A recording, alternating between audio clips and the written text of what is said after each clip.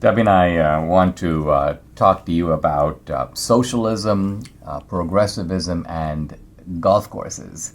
We were chatting this morning, and you said you came across this article. It was where was it? Talking about California and about golf courses. Right. So I get John Solomon's emails, on all his stories, and one of them in Just the News was California considers subsidizing cities to turn golf courses into affordable housing.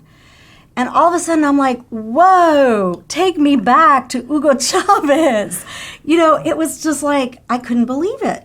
Because I know that this woman that proposed this bill, her name is Garcia, I believe. Yeah, Cristina Garcia. Cristina Garcia, and it's Assembly Bill 1910, right?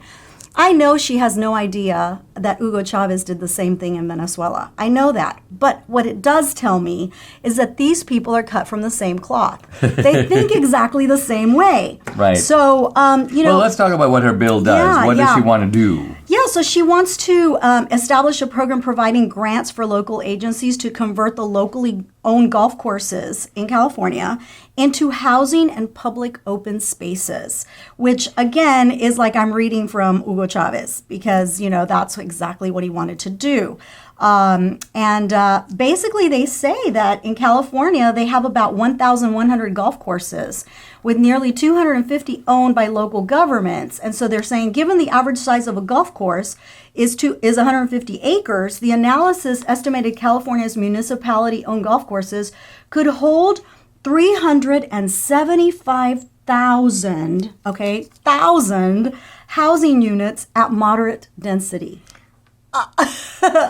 Well, this is, look, the reason California is so high-priced is partly because it is such a badly run state. Yes. And so yes. it drives the cost of everything up. There are high levels of taxation, high levels of regulation, making business more expensive. So they ruin the state.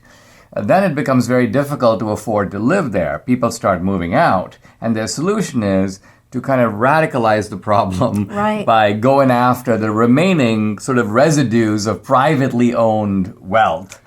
And that's why I call it Calizuela. Calizuela, because a lot of the things that are implemented in California were actually implemented in Venezuela. The water, the conservation of water, you can only take 3-minute showers, all of those things they did in Venezuela.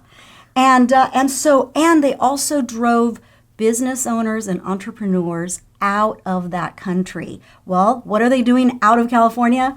Entrepreneurs and business owners are leaving, right? And so it's causing gun control laws. To be honest, California has legalized vote harvesting. So you look at the ways in which. I guess what you're saying is that if America is moving in the direction of Venezuela, California will go first. California is going to go first because it's already almost there. I mean, it really is. If you go to San Francisco, LA, you see all these homeless people all over the place. Well, that's kind of the plight in Venezuela as well.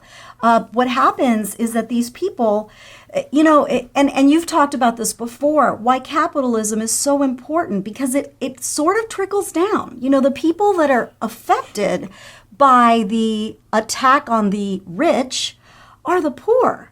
So the more you attack the rich, the more you're actually attacking the poor. And the poor suffer for it. The rich are the ones who employ the poor. Exactly. And talk about, you were telling me a little bit about in Venezuela how Hugo Chavez, he didn't actually nationalize the golf courses, but he sort of threatened to do it and it caused a... Well, he didn't threaten to nationalize the golf course. He didn't want the golf course. He wanted to do the exact same thing that Cristina Garcia is doing, right? He wanted to use golf course land, the course itself, for public housing, all sorts of other things that had nothing to do with golf because he called golf a bourgeois sport. And, he hated anything bourgeois, of course, unless he was in it, right? Well, this is the point. I think one of the ways... He was a billionaire, so hello. One of the ways that the golf course owners in Caracas were able to survive is they became Chavistas. And so by aligning themselves, and we see this with rich people in America, they try to protect their wealth by identifying with the left, by mouthing climate change, oh yeah, BLM, Black Lives Matter. And in this way, the New York Times gets off their back. The left doesn't want to cancel them anymore, so they're able to survive. They go under the radar. They go kind of under the radar. And to be honest, even today, there are people that are very rich in Venezuela still thriving. And I've told you before, I have a friend, I'm always showing you photos.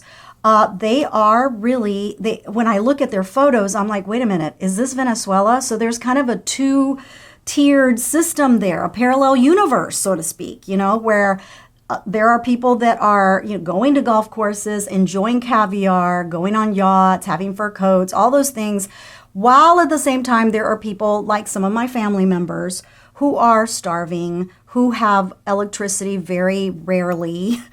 So this is socialist privilege. Basically, the socialists live high on the hog. And this is what they've always wanted. The rhetoric of equality and social justice is a mechanism to achieve this, to achieve this two-tier society. Exactly. We saw this in, of course, all the other socialist countries from Cuba to the Soviet Union. A ruling class lives by, they have limousines, they have beautiful penthouses. Everybody else lives in ramshackle apartments and can't get running water. Right. No, exactly. And the payment for some of these people that are, I would say non-college people, minimum wage basically is $8 a month. People live on $8 a month. That's why my aunt is so excited when we send her a little bit of money, because we're sending her like 10 times the amount of what people get paid per month.